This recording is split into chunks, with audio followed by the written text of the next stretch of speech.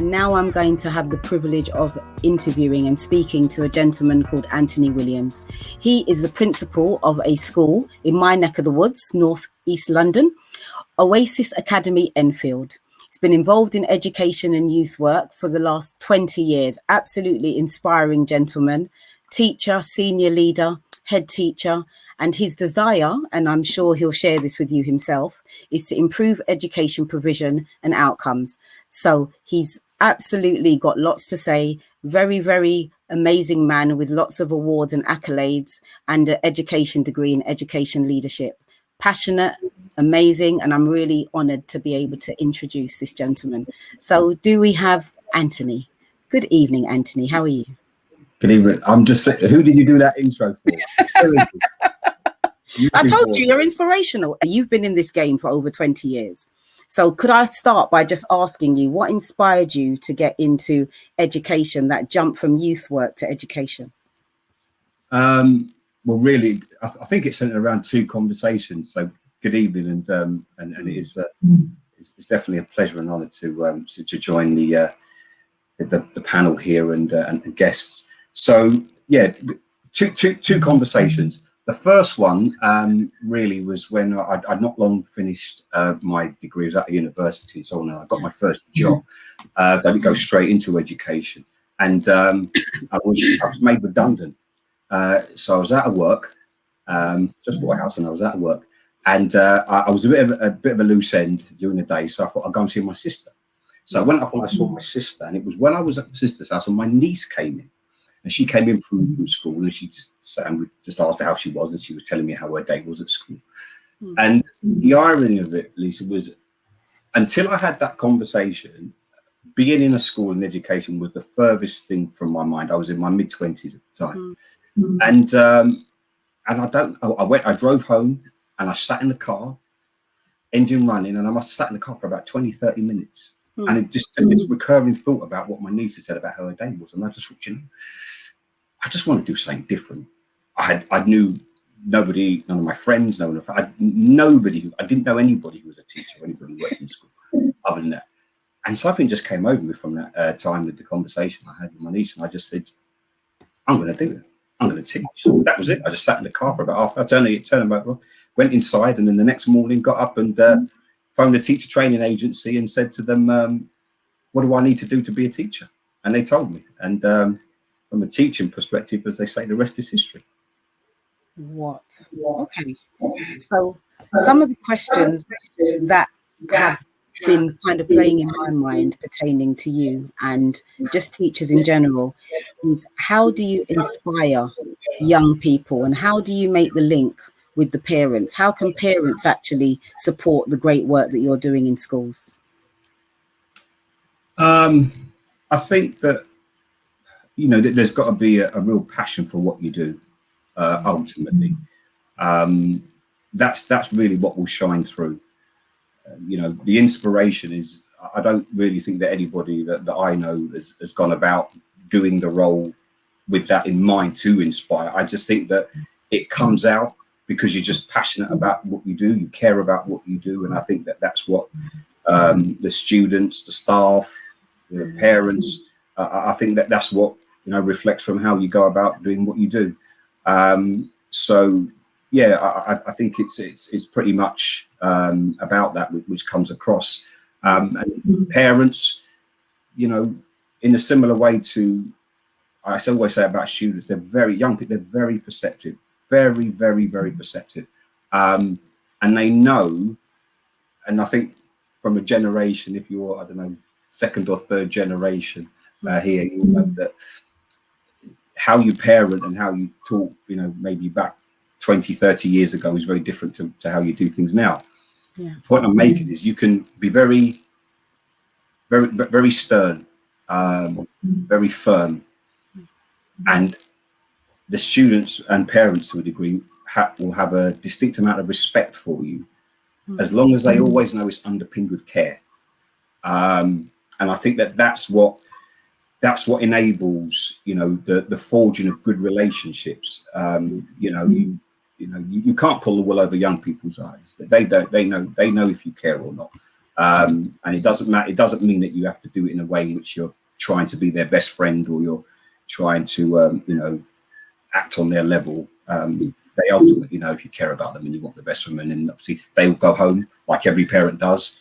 They'll say, "How was your day?" And you'll tell them, and they'll know the teachers that they respect and do well with. And that's what's kind of forges those good relationships. I'm very passionate about what I do, and I think that comes out because I love what I do. I've always said, my friends and my family will know, I love my job. It's the best job in the world. And secondly, I've always been reflective. I think it's hugely important to always be reflective.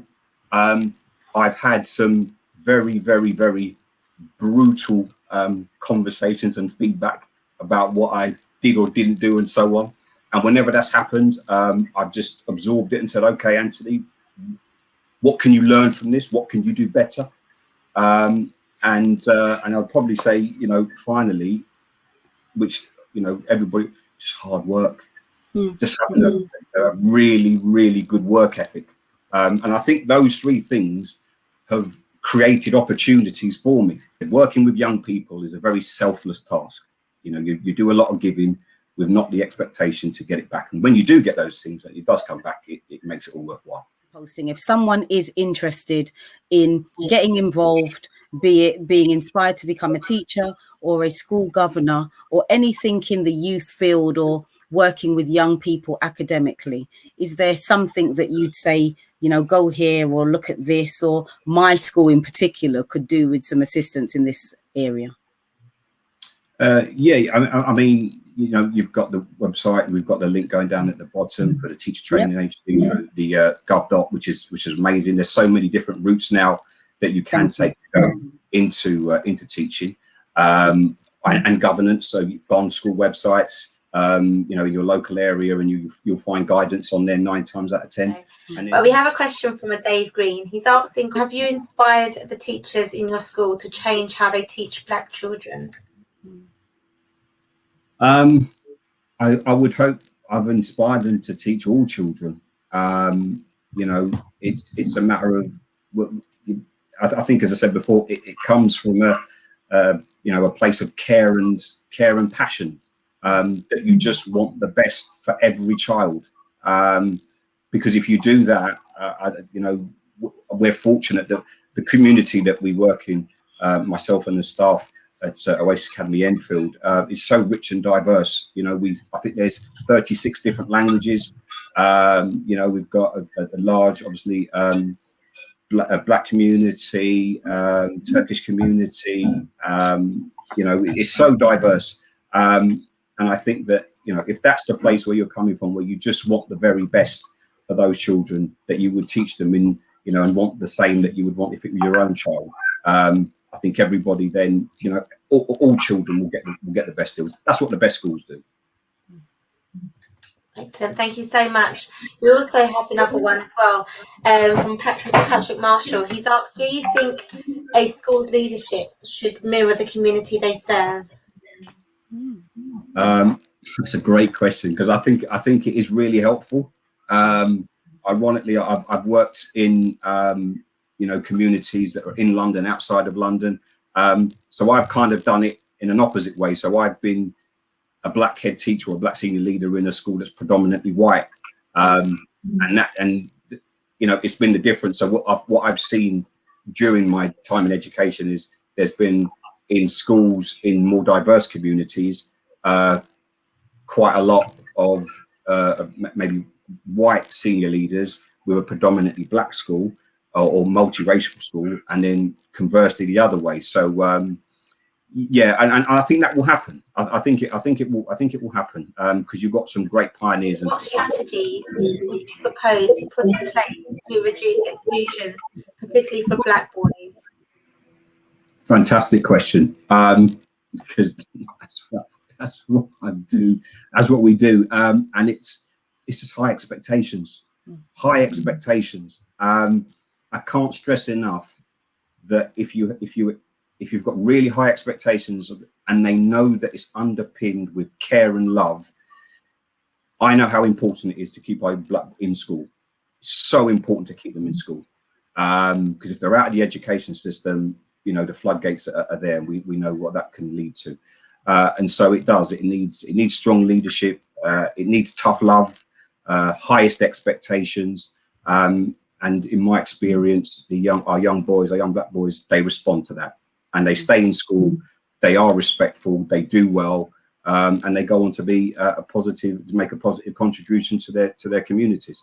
So I'd like to thank you. I think everybody continues to say great things about you, and you're a credit to Enfield and to your students. So this is Anthony Williams, the principal of Oasis Academy, Enfield, and you have inspired us, and including me, to think about how I can get involved, especially being a school governor, for example, with the little ones, because, you know, if we can get in there and make a difference when they're even younger, I'm sure you're dealing with the teens, so there must be challenges there because some behaviours are already kind of ingrained. But I wanted to thank you so much, Anthony, for your time and your contribution. And, you know, you've been in this for over 20 years. Is there anything you'd like to say as a kind of final word of advice to anyone? Yeah, the children, you know, nurturing and parenting with children, it's tough. It's hard, and it's as hard as now as it's ever been. And the key, I think, is working partnership with the school and any other support services, because it is that whole bringing everybody together to invest in these young people, because they are great. And I always say to people, when I say what I do, and they say, oh, you're a teacher, oh, you're a teacher, and I say the easiest part of my job is the children. They always have been, and they always will be.